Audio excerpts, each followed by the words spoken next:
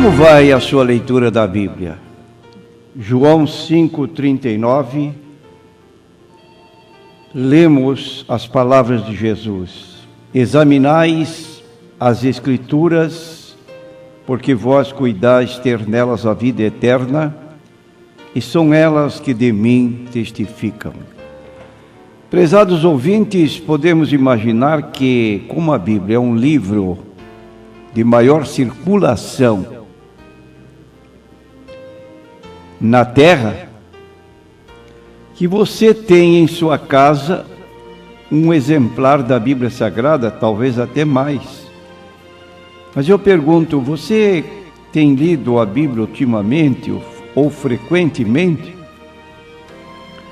Não esqueça que no Salmo 119, versículo 105, está escrito assim: lâmpada para os meus pés é a tua palavra e luz para o meu caminho. Ora, se nos dedicamos à leitura da Bíblia, será maior a luz que temos em nossas vidas.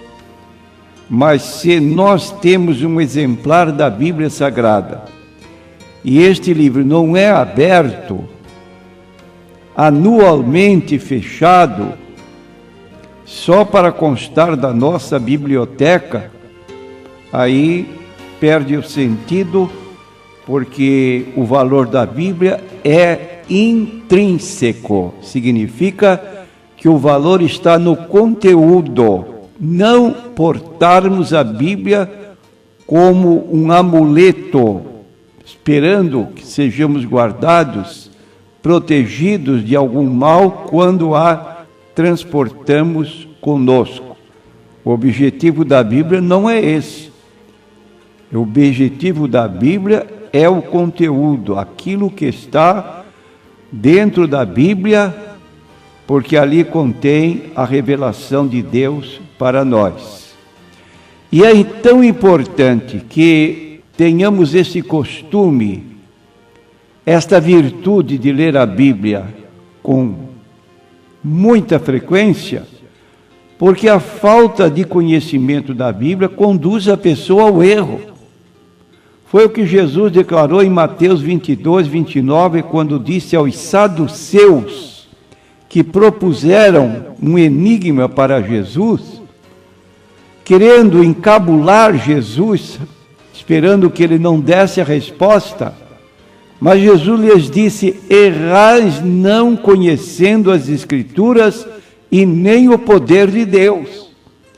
E há pessoas bem intencionadas religiosamente falando, porém se abstêm da leitura da Bíblia Sagrada. E por que o fazem? Justificam o seu pouco conhecimento da Bíblia, dizendo que na Bíblia há muita coisa que ela mesma, na leitura, não pode entender.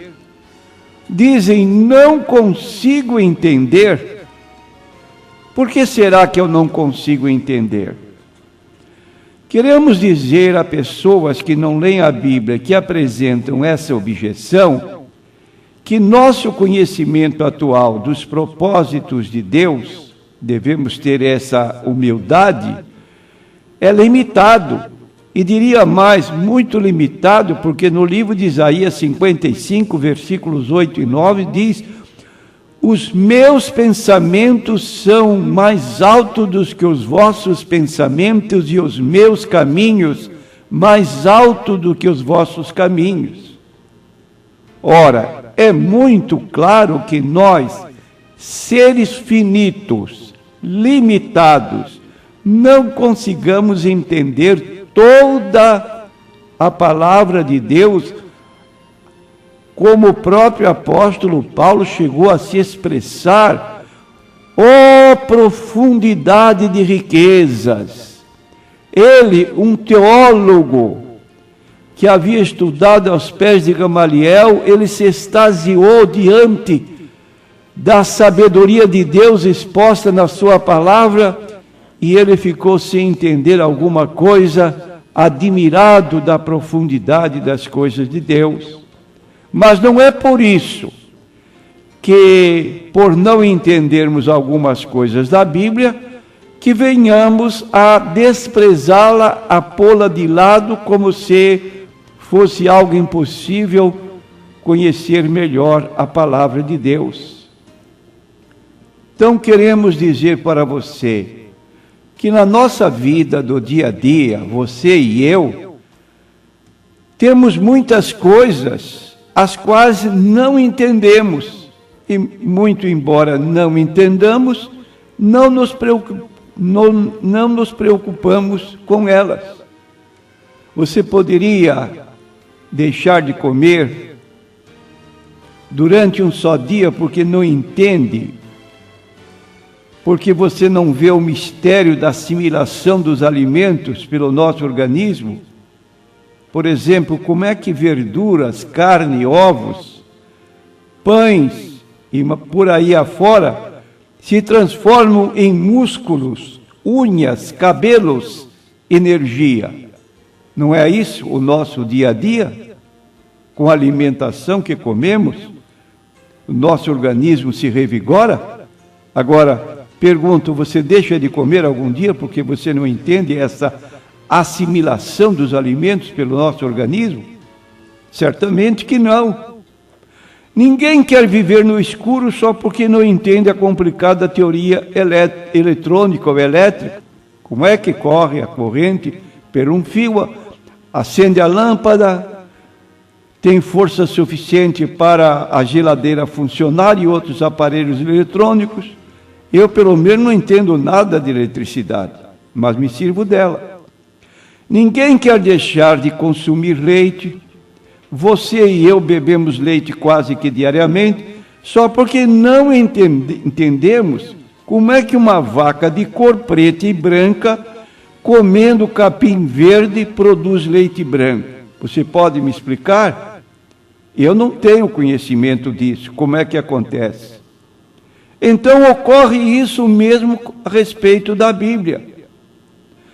Porque só a mensagem da Bíblia, a mensagem divina, é que não merece a nossa confiança, a nossa atenção, porque desprezamos a palavra de Deus. Para citar um exemplo, por exemplo, nós dizemos os espíritas praticam o que chamam de a mediunidade, que é a comunicação dos mortos com os vivos através do médium.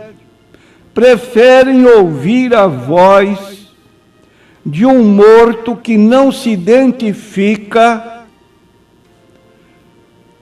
e fala por meio do médium a ler a Bíblia Sagrada para entender a mensagem de Deus. Ora, tenha paciência. Você prefere ouvir um desconhecido espírito dos mortos que na verdade não se identificam e você não sabe realmente com quem está falando, e deixa de lado a Bíblia Sagrada, como disse o apóstolo Paulo em 2 Timóteo 3, 16, 17, toda a escritura divinamente inspirada é proveitosa para ensinar, redarguir, corrigir, instruir em justiça, para que o homem de Deus seja perfeito e perfeitamente instruído para toda boa obra. É possível, é racional, mas é o que ocorre com a Bíblia Sagrada. Fica de lado e a pessoa corre para uma sessão espírita para poder ouvir a voz do além, que não sabe com quem está falando. No livro de Hebreus, capítulo 1, justificando a Bíblia Sagrada, diz que Deus antigamente falou muitas vezes e de muitas maneiras aos pais pelos profetas, mas nestes últimos dias fala pelo seu Filho. Está no livro de Hebreus, capítulo 1, versículo 1. Havendo Deus antigamente falado muitas vezes e de muitas maneiras aos pais pelos profetas, a nós falou-nos nestes últimos dias pelo Filho. Ora, aqui você tem a mensagem de Deus. Quando você examina os profetas do Antigo Testamento, Você lê lá certas expressões como veio a minha palavra do Senhor dizendo. Veio a minha palavra do Senhor dizendo. Ora, isso significa que Deus comunicou a sua vontade ao profeta, que por sua vez ele escreveu aquilo que Deus lhe revelava, e aí estão na Bíblia Sagrada. E uma prova inequívoca da verdade bíblica e da realmente orientação do Espírito Santo nesses profetas, que a Bíblia é um livro cheio de profecias exatas. Nenhuma das profecias da Bíblia jamais falhou. Por quê? Porque havia orientação da parte de Deus. Continuando com a nossa apresentação, nós dizemos que na vida secular, na vida do dia a dia, você pega um táxi, não conhece o motorista, pela primeira vez o vê e você se senta no banco de trás e descansa. Você está plenamente confiando no motorista que vai levá-lo ao destino que você indicou. Mas pode ocorrer um acidente. Mas a sua confiança está nele. Confiamos, de igual modo, nos pilotos dos aviões. Entramos no avião na convicção de que o nosso avião vai nos deixar no destino certo. Nós confiamos no médico que nos opera. A moça ou o rapaz se casam sem se conhecerem plenamente. E como é que não poríamos a nossa confiança no livro que Deus indicou, que é a Bíblia Sagrada? Diz o texto bíblico em 1 João capítulo 5, versículo 9, que se nós aceitamos o testemunho dos homens, como vamos recusar o testemunho de Deus que Ele deu a respeito do seu próprio Filho? Está em 1 João 5, versículo 9. Se recebemos o testemunho dos homens, o testemunho de Deus é maior, porque o testemunho de Deus é este, que deu do seu próprio Filho. O que Deus, o Pai, falou a respeito do próprio Filho por 2 vezes. No batismo de Jesus, quando ele saía das águas do Rio Jordão, o Espírito Santo desceu sobre ele. E veio uma voz do céu que disse: este é o meu Filho amado, em quem me comprazo. Outra vez no Monte da Transfiguração, 17 de Mateus, versículo 5, lá estavam Pedro, Tiago e João, e veio a voz do céu e disse: este é o meu Filho amado, a ele ouvi. Aí está, meu prezado ouvinte. E sabe por que a Bíblia foi escrita? Diz o apóstolo João que muitas outras coisas poderiam ser escritas a respeito das realizações do Senhor Jesus durante o seu ministério aqui na terra. Mas diz o apóstolo João que o que foi escrito é o suficiente para levá-lo a um ponto que é a aceitação de Jesus Cristo como Senhor e Salvador. Jesus, pois, operou também em presença de seus discípulos muitos outros sinais que não estão escritos neste livro. Estes, porém, foram escritos para que creias que Jesus é o Cristo, o Filho de Deus, e para que, crendo, tenhas vida em seu nome. É neste livro que nós encontramos a declaração de Jesus: eu sou o caminho e a verdade e a vida, ninguém vem ao Pai senão por mim. É neste livro que nós encontramos o apóstolo Pedro fazer um discurso e dizer: e em nenhum outro a salvação, porque abaixo do céu não existe outro nome dado entre os homens pelo qual devamos ser salvos. é o nome excelso do Senhor Jesus Cristo. Agora, na verdade, existem coisas da Bíblia que há pessoas que leem e fecham a Bíblia porque dizem, não entendi nada. Sabe por quê?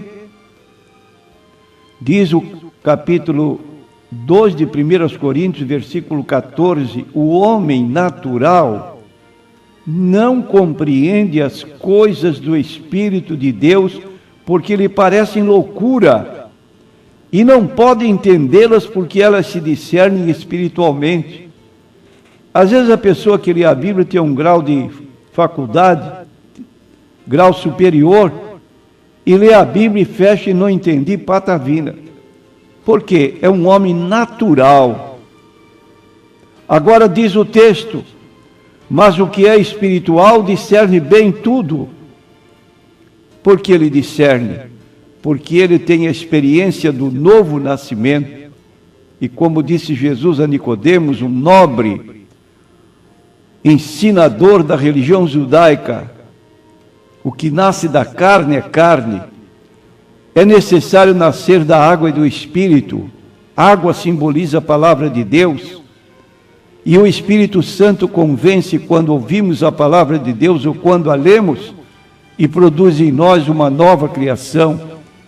E essa nova criação nos identifica com o autor da própria Bíblia, para que nós a leiamos, serve ela de alimento para as nossas almas e nos traz o conhecimento da salvação na pessoa do Senhor Jesus Cristo. Quem tem o Filho de Deus, em si mesmo tem o testemunho.